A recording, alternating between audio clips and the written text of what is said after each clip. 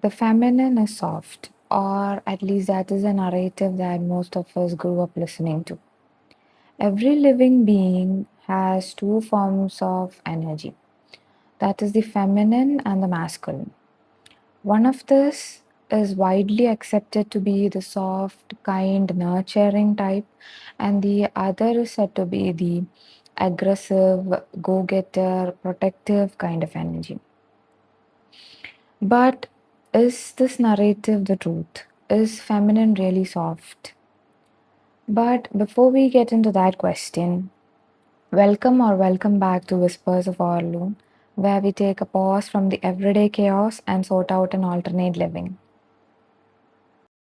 So, coming back to our question, that is feminine all about softness and elegance?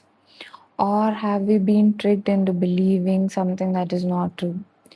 Because I haven't met a single person who is soft, kind, and sacrificing and is not dealing with some major health problem, especially some form of autoimmune disease.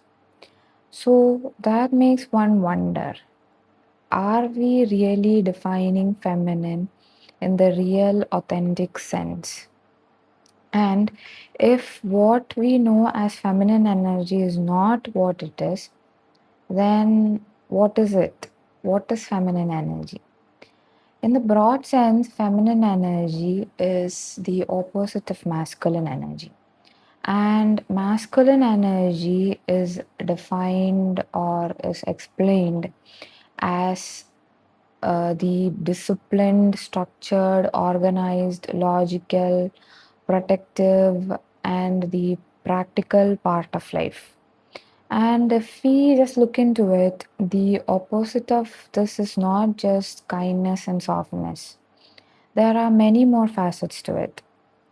So, feminine energy includes more than just kindness, nurturing, soft uh, part of life. It includes things like the playful, wild, sensual, chaotic, messy, creative, the emotional, and even the unpredictable parts of life. And that is what all these together is what completes the idea of feminine energy. And hence, when we define something only in the partial sense, we are asking someone to cage themselves into something that they are not.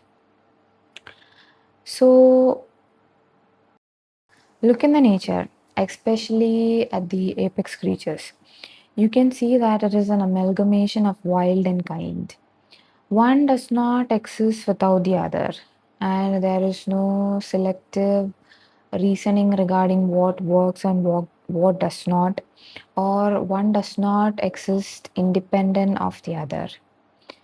So, to conclude, next time before shunning feminine as weak and sensitive, think a thousand times.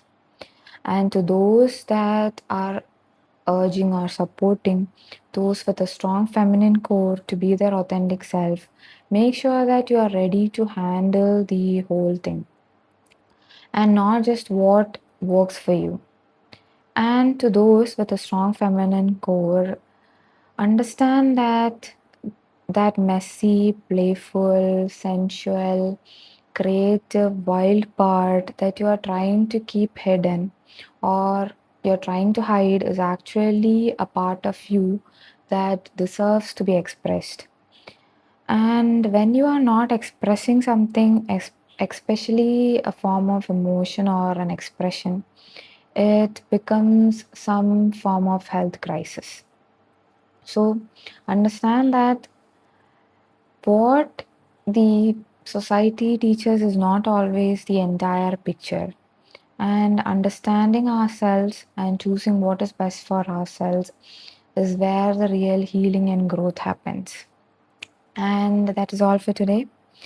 And I hope that you find the stories in your shadows and that your life happens in the moments in between. Take care. Bye bye.